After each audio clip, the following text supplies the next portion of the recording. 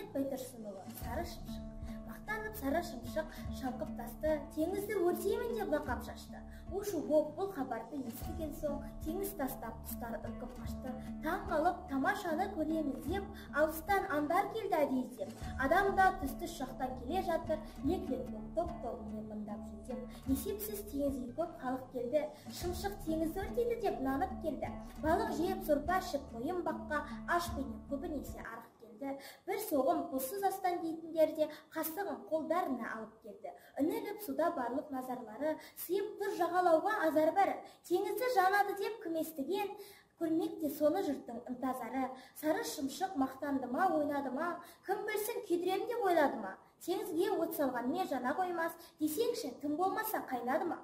Ол теңіз күймек түгіл қайнаған жоқ, жұрт неге келді деп те ойлаған жоқ. Қап бәлем тоқтай тұр деп Сары Шымшық тісін басып теңізге қайраған болды.